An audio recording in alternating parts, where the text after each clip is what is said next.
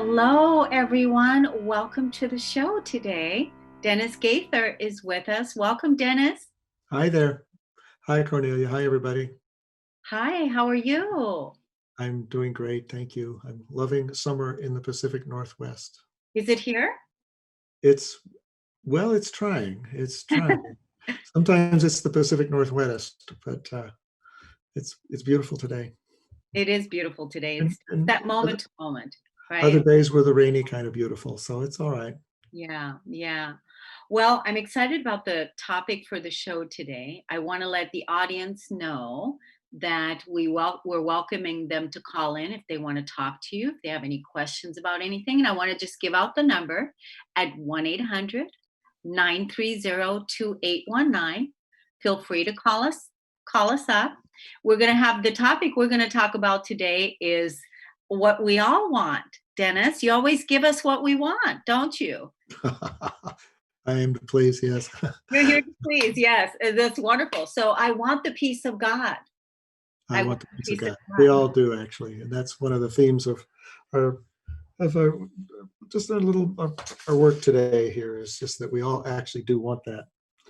And so, just by way of introduction, I'm going to just say that this conversation today is from a workbook lesson in A Course in Miracles called "I Want the Peace of God," and it points toward not only our highest aspiration, our deepest aspiration, but our power of choosing as well. I'm going to give you a little bit of background. So first, a little bit about my own journey with A Course in Miracles. The Course in Miracles is basically, it's a channel text that was received by two clinical psychologists in the mid-1960s over a period of about 7 years. They actually had a momentous moment of joining in shared purpose. They were in a very stressful interpersonal situation in the Columbia University Medical Center. And at one point, Bill Thetford, one of the co-scribes of the course, had a kind of a moment where he was frustrated with all the infighting in his department in between he and his co-therapist, Helen Schuckman. They were both co-workers. And he said, there must be a better way, meaning there must be a better way to have relationships. And he anticipated a somewhat rejecting response from Helen, but to his surprise, she said, you're right, and I'll help you find it. And the significance of that is that they joined in a shared purpose. There's a whole story about how the course then came through primarily Helen, but with Bill's assistance was typed into a manuscript. It's quite a story of many synchronicities, which I'm not going to spend too much time with at this point. But that one part there is actually important because this lesson really emphasizes that idea of joining. Yeah, I love that you brought this out because we talked about this before, having a shared vision, Mm-hmm. how important it is. And even in the introduction, you talked about the shared vision is two minds with one intent become so strong that they will become the will of God. That what they will becomes the will of God.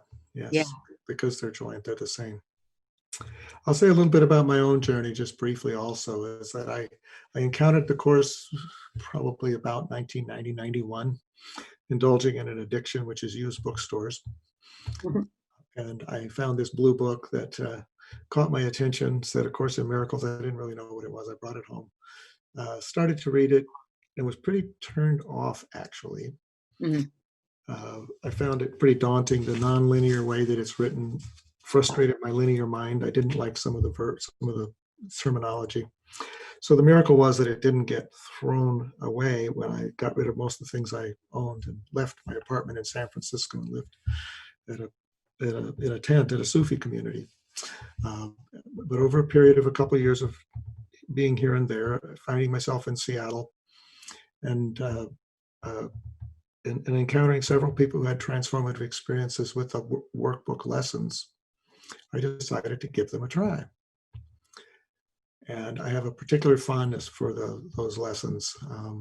That was really my introduction. I skipped the text and did the lessons first. And certainly there was a lot of resistance. What the course says, there's these ideas, you may find them startling, but just apply them in your life And I started to do that with some resistance and reluctance, and not necessarily always consistently, but I did. And somewhere around 6 months, I managed to get as far as lesson 30 and started to realize that something had shifted. Something had shifted inside, and it was always in the area of relationships. And of course, A Course in Miracles is a course in relationships, actually. It doesn't bill itself as that, but it is about healing our relationships. And and it was really a revelation to me that I could come to a place of quiet inside, a place of willingness inside, and bring my perception of whatever the situation was, and that there really was a voice inside that would show me a different way. That's the voice inside that the Course calls by a number of names: Self with capital S, the Comforter, the Healer, the Holy Spirit, the Christ Presence. It calls it by various synonyms. So at that point, then I really, really got very into those lessons. And I was really awestruck by them as I went through the first time. I started to realize that there is an awesome intelligence behind these, behind the way that they are constructed, the way they sequence, the depth of them, uh, the way in which they reach a deeper place inside it. In some ways, by confounding our intellectual processes, by some ways, by confounding that, it kind of gets beyond it. It's quite amazing, actually. I didn't appreciate that initially, but as I went further along with that, and it became really a practice, and I realized during that first time, I bet I'm only getting maybe 10% of what's here to get. I'm going to keep doing this. Mm. That was 20 years ago. I'm still doing it. So I don't do them necessarily in the same way, and sometimes I've done them in a group, or sometimes I've done them alone, or sometimes with a study buddy, which is my favorite way to do it. So, but it's been quite a journey. And I would love to go through all 365 lessons with everybody today, but that is not possible. But instead, I want to just pick out one in particular, and that's lesson 185, which has the theme of I want the peace of God. Before you do that, Yep. I just want to also ask you a question. So Cool. everything you've been talking about with your practice, with your study, with the Course in Miracles, we want to let the audience know that you've also been facilitating meetings at your house And yeah, every week, year after year, offering people to come to your home, to learn about the Course in Miracles, to study it together. And tell us about that a little bit before we go into that. okay. Yeah, well, I can tell you, basically, I've been facilitating a gathering at my home in one form or another for over 20 years now. And it really started out as just simply something to facilitate my own learning. Let's get some friends together to understand this thing. And it still is that, actually. I'm still a student. Yeah. I'm happy to share whatever it is I may know and whatever it is I can share. But in the sharing of it, I learn more. Learning is not necessarily, it's not about just an intellectual learning, though there is that. It's more of a deepening experience. And that's what I really appreciate about the Course, is just that the experience of it, the applying it in my life, and witnessing the blossoming that happens when people do that. I've also taught workshops with special themes on forgiveness. Forgiveness is probably a central Course practice. It's a much deeper level of forgiveness than anything that the world understands. And we've done some talks about that, but basically it's really an inverting our whole frame of reference to really seeing the innocence underneath whatever action may have been taken. And it's really about healing our own deep sense of loss, our own deep sense of unworthiness in our own minds that we may see projected out. Yeah, definitely. Forgiveness is something that it's like a lot of people are needing it right now in the state of the world. It's definitely. Well, absolutely. We did a couple months ago a talk on the wheel of projection, which is the forgiveness is the way out of the wheel of projection. I think that was in December or January, but it was fantastic. We should definitely, revisit that at some We can point. revisit it, but this is a little different thing for right now. And So before we do that, shall we, let's take a break. And when we come back, you can take us straight into the oh, one part, and that is the peace of God. cool. So yeah, and everybody, if you all want to call in, 1-800-930-2819. You can also talk to us and leave your comments on Transformation Talk Radio Facebook page. That's where people like to hang out too. So you can put your messages there or questions. And we're going to take a break and we'll be right back.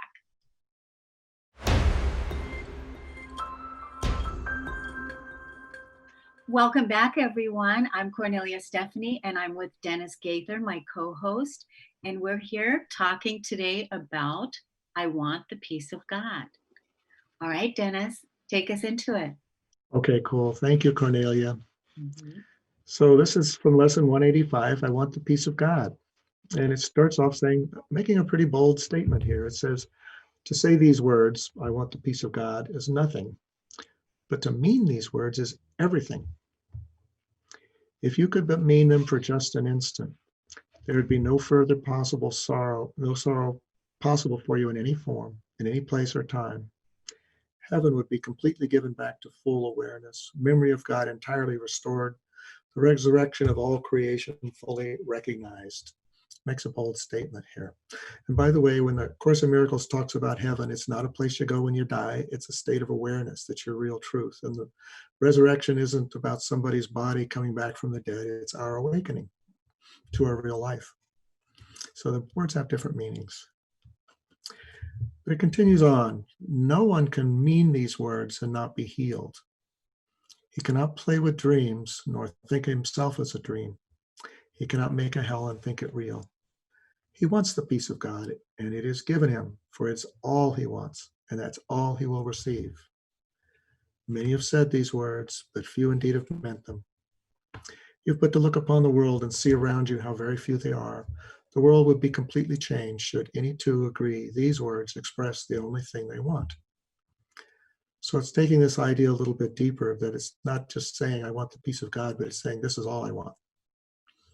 And it's about recognizing when we choose, and we'll develop this in a really profound way of really noticing what we're choosing in any given moment.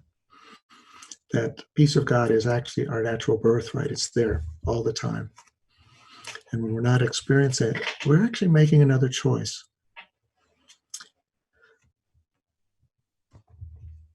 Yeah. And there's a couple lines here. The world would be completely changed should any two agree these words express the only thing they want.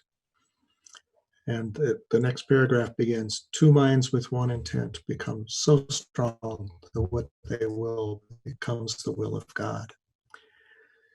It's a key vehicle in the Course, is a transforming of our relationships.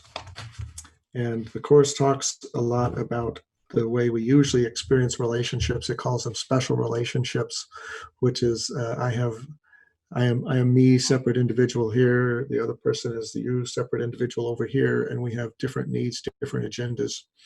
And sometimes we can kind of make something kind of mesh, but ultimately that state of separation carries with it a sense of lack because we're not aligned with our source. And the healing of that is a process that the Course calls the holy relationship, which begins when two seemingly separate minds can share a single purpose, a single intent. So this is a theme that's developed through about 5 chapters of the Course, about two minds with one intent become so strong that what they will becomes the will of God, because something else enters it. And to me, if what needs healing is our sense of separation, joining is going to be the healing in some way. But to realize our true joining coming from this place of I'm a Dennis, you're a Cornelia, everybody's an individual, to our true joining is too big of a leap. So it's a process. In which but that joining and shared purpose sets that in form. And then it talks a little bit more about how what I just sort of talked about the hero of the dream, which is our personality, our body. It's going to be different. My hero is me, your hero is you. John's hero is John's, and so each is going to be a little bit different. They're going to experience the world a little bit different. They're going to have a little different agendas. Coming down to the next paragraph. Yet compromise alone a dream can bring. Sometimes it takes the form of union, but only the form. We can make a little alliance here based on some compromised agenda here, but it's always going to be an alliance against something else. It's not going to be a true joining. The meaning must escape the dream. A dream is the illusion that we are here, that we're separate. For compromising is the goal of dreaming. Minds cannot unite in dreams, they rarely bargain. And what bargain can give them peace of God? Illusions came to take his place. So we have chosen essentially this dream of separation, and it takes the place of our real peace in God.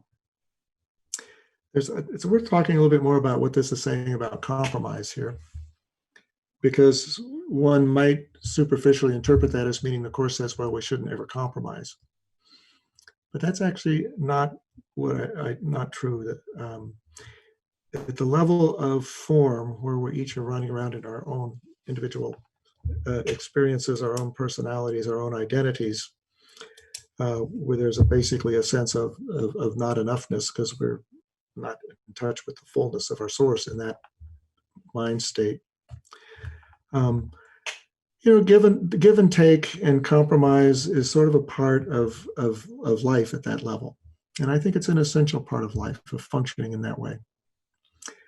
The compromise that this is talking about is not compromising on what our deepest need is, what our deepest purpose is, what our deepest yearning is. We want the peace of God. We don't want, oh Lord, won't you buy me a Mercedes Benz? We don't want the Mercedes Benz. We want the peace of God. And that's what it's talking about, not compromising. And we actually make those compromises all the time, but we do it unconsciously. And so part of that is to bring that awareness that we do that, is to notice our choosing. Here's the interesting, what I note, and it makes a certain sense, is that if I'm clear about what it is that I really want, I want the peace of God, it actually makes compromising at the level of things a lot easier because I simply don't have as much investment in them.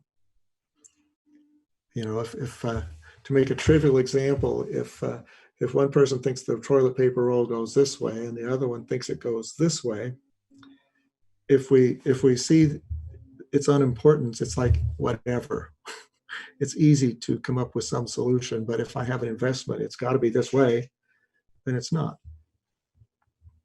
So there's a deep level of being really uncompromising with our awakening, our process of awakening, and kind of holding the other little gives and takes in the world, maybe more lightly. I'll continue on. So to mean you want the peace of God is to renounce all dreams. For no one means these words who wants illusions, and therefore seeks the means which bring illusions. So the illusions would be, I think that I need this, I think I need that for my true salvation, for my security, all those things that I think I need, and nothing like moving or having a cataclysm to kind of help us I guess I didn't really need that thing. But usually there's a kind of a pain that goes with that renouncing. But until we realize that in so doing, there's something deeper. The peace of God is there. So he's looked on all the dreams, the illusions, the goals, the things, and found them wanting. And it's one of the things I've noticed, that paths like this, they tend to attract people after they've, a little bit later in life, after they had a few decades of experience under their belts. For the most part, there are exceptions. But we've all tried a lot of things. We've pursued a lot of things and found that in some way they didn't really fulfill the longing of the heart. But now he seeks to go beyond them, recognizing that another dream would offer nothing more than all the others. Dreams are one to him, and he's learned their only difference is one of form, for one will bring the same despair and misery as do the rest. And so the thought of us in our own mind that wants to keep us in a place of separation, that wants to keep me in a place of separation, will say, well, but there's this one more. There's this one more. Why don't you try that one? It's always there. That carrot is always waved in front of us. And it's not that it's wrong to pursue that, uh, but it's the attachment to it will keep us from realizing our deepest desire, our deepest longing. You know what just flashed in front of me? I mean, it's really simple. It's really Mhm, simple. And it's been like this from the beginning of time. I mean, what flashed is the fruit, the tree in the mhm. Garden of Eden. Oh, the Garden of Eden, yeah, Yeah, it's very simple. That because you said it's constantly, continuously dangling in front of us. It's absolutely. it's always, but when you know your core truth, when you know that's what you want is your peace with God. That's what Mhm, you want. And then live that accordingly no matter what, right? And that's what you're talking about, is not to compromise that no matter what, that you're always making the choice in the name of God, in the name of what you want, in the name of the truth, because there is no separation. mhm. Beautiful, yes. And it's also it's not about denying oneself. It's not about necessarily living the life of the ascetic and denying things. Oh, I think I really need that. I'm just gonna. It's about letting go of the attachment around it. Hmm. And and what happens is that we just simply don't value things in the same way.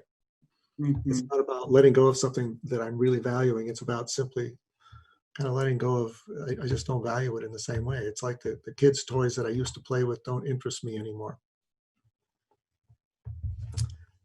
And here's one of my favorite lines, which the mind which means all at once at peace must join with other minds, for that is how peace is obtained. So we actually go together. We're actually interconnected. This isn't just a Dennis journey. It's not just a Cornelia journey. It's not just anybody's journey. We're actually doing this together. Because if the truth of who we are is that we are joined, attempting a solo journey is kind of doing it the hard way. Um, and when the wish for peace is genuine, the means for finding it is given. It's kind of a promise. They're in a form which each mind that seeks for it in honesty can understand. Whatever form the lesson takes is planned for him in such a way he cannot mistake it if his asking is sincere. But if he asks without sincerity, there's no form in which the lesson will meet with acceptance and be truly learned. So this is kind of saying that if we truly ask, we will be shown a way.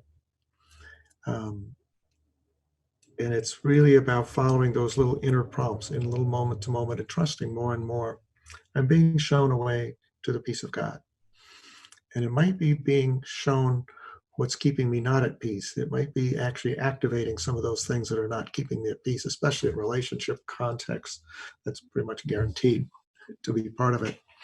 But if one can shift, if I can shift my mindset to not seeing that as necessarily a bad thing, but as this is kind of stepping back, okay, I'm being shown the way to the peace of God here by, it's not like the peace of God is some attainment I have to get to. It's actually something that's already there, but that I put veils in front of, and it's sort of helping me release the veils and just being present with whatever's naturally there.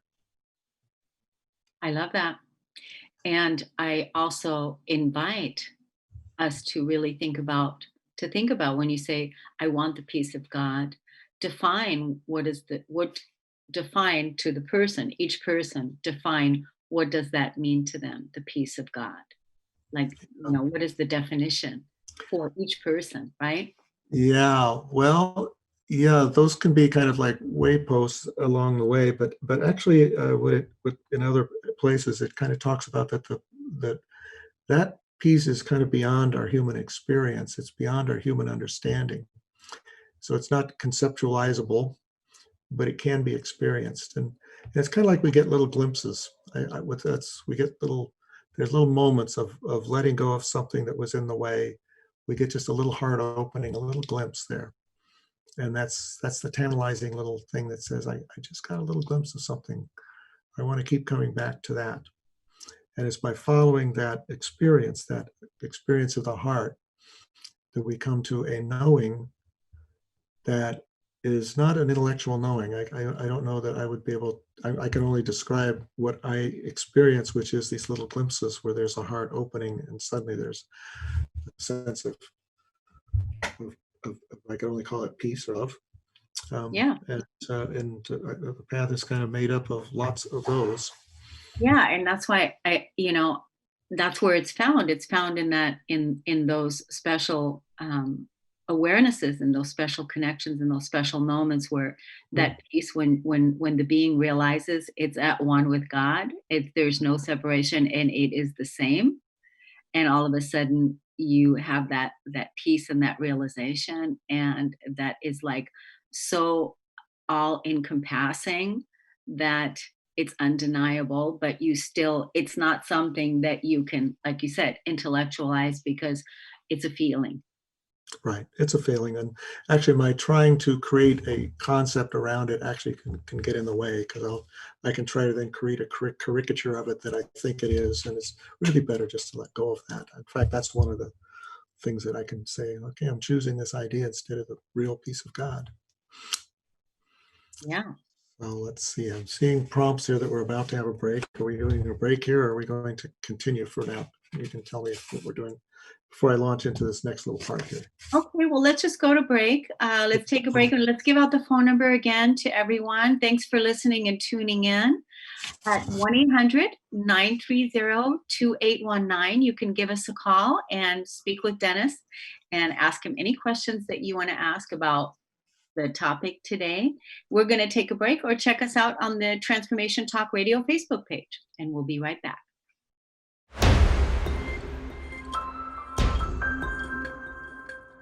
Welcome back, everyone. Dennis and I were talking about the light in his room, how light it is. We were talking about the natural sunlight that's coming in. So let's get back into it, Dennis. Wonderful conversation. The peace of God. I want the peace of God, and I mean it. And so take us into the Do. part. I can hear that, Oh, Cornelia. yeah, You mean it. We mean I it. mean it. Well, at a certain level, we all mean it. So I'm going to talk a look next. This next little segment here is about a practice, because these lessons, they're not just a lesson like you might read in school. They're actually practices. You use the idea for the day. In this case, I want the peace of God, but then you apply it in your inner life in some way. And they're really mindfulness-based practices because they invite you to really explore your inner life here. And I'm going to read the paragraph describing the practice. And maybe if we have a little time at the end, Cornelia and I can actually do that practice. But I'll read the paragraph here, though. So today, devote your practice periods to careful searching of your mind to find the dreams you cherish still. Or what do you ask for in your heart? Forget the words you use in making your requests. Consider but what you believe will comfort you and bring you happiness. There's a lot of self-honesty required in these practices. But be you not dismayed by lingering illusions, for their form is not what matters now. Don't worry about it if you've got them, it's okay. Let not some dreams be more acceptable, reserving shame and secrecy for others. They are one. And being one, the question should be asked of all of them. Is this what I would have in place of heaven and the peace of God? It continues. This is the choice you make. Be not deceived that it's otherwise. No compromise is possible in this. You choose God's peace, or you've asked for dreams. And dreams will come as you requested them. Yet will God's peace come just as certainly and to remain with you forever. It will not be gone with every twist and turning of the road, to reappear unrecognized in forms which shift and change with every step you take. So this is a practice. It's a practice of really just going inside. And you start with the idea, I want the peace of God. And then you just allow to come into your awareness all of those things that we think give safety and comfort. And it includes not only things, but also attitudes. I found that in my own working with this, certain attitudes of it has to be this way, um, or maybe little thoughts of resentment or grievance or judgment, I found that those were little attitudes that in some way protected some self-concept that I had, but it was keeping away the peace of God. But I did find as I would do this practice, and it's not just so much, I want the peace of God, I want the peace of God, but it's allowing all the little shadows, the veils, to come into awareness, Yeah. because then they can be released. Then we can kind of say, okay, I want to make another choice. And it isn't saying, there's such a kindness to this. It doesn't say, well, now get rid of them. Don't, or judge yourself because it's not saying that. It just says, ask yourself the question with each one at a time. Is this what I would have in place of heaven and the peace of God? So it's really about just really becoming really self-aware of the choices that we make moment to moment to moment, because those little choices of what filter we're looking through, the ego's filter or the spirit's filter, are really making for us the world that we see ourselves as in, and it makes really our sense of who we think we are too.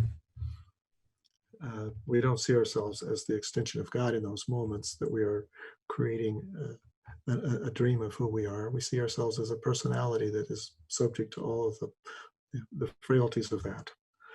So this is a wonderful opportunity doing this kind of practice. And it's just one of 300, it's one of my 365 favorite ones here. I have to say. Wow. You have 365 favorites? 365 lessons. Yeah. Some of them I liked more than others initially, but I came to just love them all because they're like little facets of a diamond. There's a similar fire at the core of each diamond, but you look through it, it's all the different facets that give it its beauty. Mm-hmm. So I'll continue here a little bit further.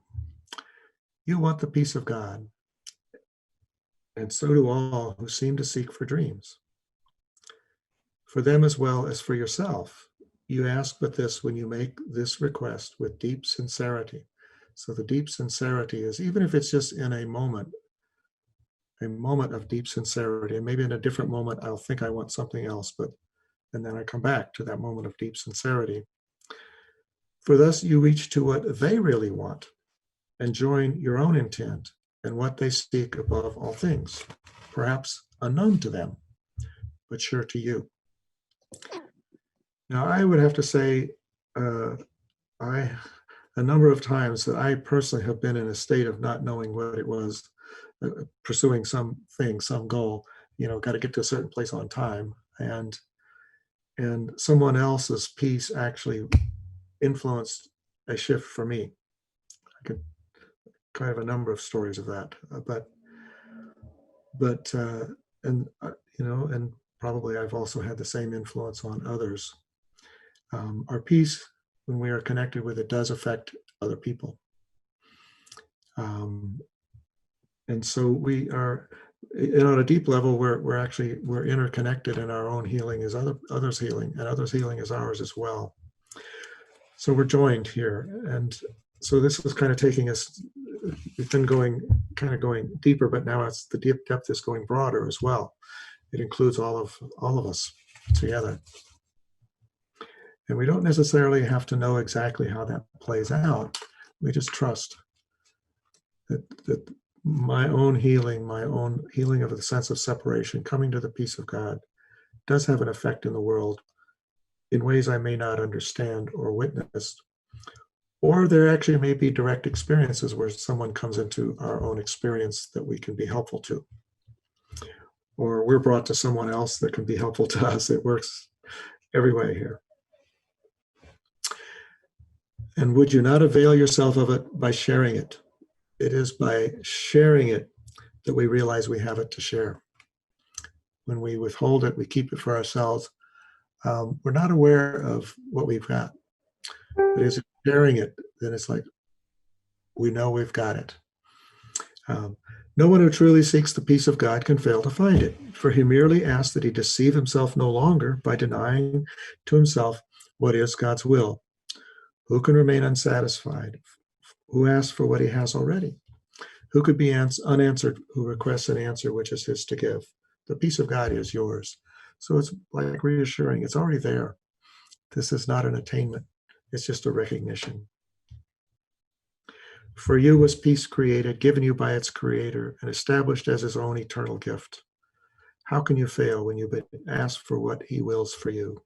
This evokes for me a sense of gratitude. This is all just given as a gift. I don't have to earn it. We don't have to earn it. It's just given as a gift. And um, no one can lose and everyone must gain whenever any gift of God has been requested and received by anyone. God gives but to unite. To take away is meaningless to him. And when it's as meaningless to you, you can be sure you share one will with him and he with you. It is this one intent we seek today, uniting our desires with the need of every heart, the call of every mind, the hope that lies beyond despair, the love attack would hide. Brotherhood that hate has sought to sever, but which still remains as God created it. With hope like this beside us, can we fail today as we request the peace that God has given us? So it comes down to a joyful sharing of the peace of God. So just revisiting that lesson gives me just such a wonderful sense. And I've actually been focusing on it for the past several days as just as a way of just really kind of letting myself settle into this. So maybe if you would like, we could actually do this practice together. We could actually just we could do maybe a 1-minute version, maybe 2 minutes. We have a little bit of time, maybe 2 minutes, we could do that. But for people doing this on their own, I would suggest 10, 15 minutes longer. Longer you can do it, the deeper the experience. And basically what it is just simply starting with the idea for the day. I want the peace of God, and kind of taking in the felt sense of that. And then being willing to just simply be shown any of those little places where there's something that might get in the way of that. And and that might be in the way of things that I think I need, or it might be attitudes that I sort of am attached to. And being willing to be surprised, being willing to be shown something. Maybe I didn't even know this was there. So I'm going to be quiet for about a minute here, and let's just see whatever comes up in that tiny little bit of time here. And we can do this with a shared purpose of doing this together for this next minute or so. Sounds good. Okay.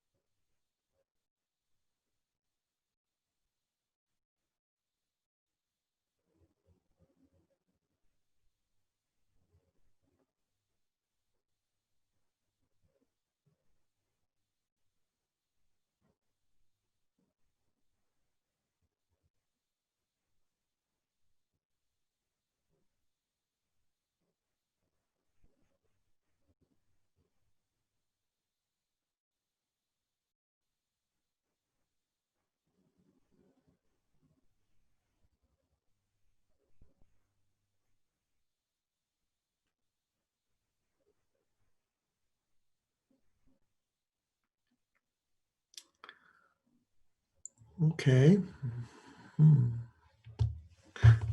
Feels really nice here. I'll say what I noticed, and what I got actually was a certain attitude of I have to do this right. I have to get it right. There's a right way and a wrong way. But as I settled into the piece, I just ask, okay, what might be in the way here? And there is a certain doing these kind of things like we're doing right now. There's a little bit of performance anxiety there if I have to do it right. Mm-hmm. And so as I just kind of just acknowledged that and started to let it go, I noticed that my left shoulder softened. I've been having some troubles in this shoulder, and I noticed it just softened. Mm-hmm. So I noticed a shift in the body as well. And then there's a little bit more kind of a resonance here. Mm-hmm. That was what I noticed here. Well, thank you for sharing that. I when you're talking about performance anxiety, the thought that came to me was, uh, we're meditating live on the radio. So it's like, okay, so people are tuning in and we're quiet and we're meditating, and yeah, just so there was that, and just letting it go, coming back to I want the peace of God, and just letting it go. And so relaxing more into that. And I just felt really at one and relaxed. And truly, I feel, with this shared vision, just even the intent and the vision of coming together to do this show, to talk about this, and always to bring these amazing um, wisdom teachings so that we can make the world a better place and serve Mm. and raise the vibration. And so that makes me feel good, and it makes me feel like we are contributing to our collective peace, that We are we doing. so it just feels very good, Dennis. Yeah. So I notice as I just allowed the process to unfold, and there's a little bit more willingness to noticing the attachment to it. My mind thinks I know what right is here. Yeah, So there's a little bit more openness to, okay, just show me how this could unfold. So I'm yeah. just in this little 1 minute little thing we did but yeah, I'm aware that for somebody tuning in, watching this, watching two people with their eyes closed, not saying anything is probably not the best spectator sport in the world. This is a talk show. So, but anyway, it's great. It's great because this is something that you can go out and do in your car at Hmm. any point in time. It's something that you can invite someone to do and just sit with together and Hmm. do it. It's a beautiful thing. It's a beautiful practice, and all the things that we can do in the spur of the moment in a daily practice to bring us into a greater harmony and greater peace with God, with the universe, with source. It's so it's a beautiful practice. Thank you for bringing that today. Yeah. I'll say just one more is that, this was lesson 185. We've sort of pulled the lesson out of context. Yes, you did. And there is a sequencing of a progressively deeper and deeper kind of practice that the previous 184 lessons have been leading up to. uh, And I think that was what really impressed me 20 years ago. It's like, there's an amazing intelligence here. So I want to kind of, yes, this is a wonderful practice. And the whole workbook is an amazing practice. I've lost track of how many times I've done it. And each time is a completely different experience because, I'm different each time. It's yeah. totally transformative. It's transformed my sense of relationships, transformed my sense of one of the biggest gifts, I think, is just increasing awareness of that abiding inner presence. Mhm. Uh, that there's a there's that little presence inside that will show me a different way if I'm willing to let my way of seeing go. In other words, let go of my story, my interpretation, the meaning I'm giving it. There's and that really all I have to do is bring the willingness. Sometimes that's difficult. I can make it seem difficult because I'm kind of identified with something. The more I'm identified with something, the more challenging it can seem. But over time, I find that it's easier not to be quite so identified with that. But I still have my hooks. Yeah. Still, Well, we're there's still here. people there. We're still here. There's no ceiling. There's Yeah. no It's ceiling to no. it. Yeah, that's great. There's no ceiling. It just we just keep doing it. Um, and but there are a lot of moments of joy associated with it, and a lot of moments of peace. That's wonderful. So, Dennis, we should ask the audience what they would like to, if there's topics that they would like you to talk about, Mhm. because maybe some people have particular things that they would like to hear more about. And so you can certainly, let us know. You can look for Dennis Gaither on Facebook. His Facebook messenger is always there, right? That's where people can get in contact with you. You can also contact me at radio@korneliastephanie.com. and always check us out on the Transformation Talk Radio Facebook page. But we love the teachings that you bring because they're so timely and they're always beautiful practice, tools that we can use in our practical reality every day to integrate and, like you said, keep learning, We keep learning, keep learning. keep experiencing. So it's a joy to be able to share this because it just brings a certain. I get to witness in myself and in others a certain blossoming Mhm. that happens, and it's very moving to me personally. It's become sort of the thing that I appreciate, and it's not like I have to make that happen. But it just happens, and I don't think it happens necessarily that I'm doing it. It's just sort of I feel like it just happens, and it's like it's there's kind of a certain awe about it. Um, uh, so yeah, delight. Mhm.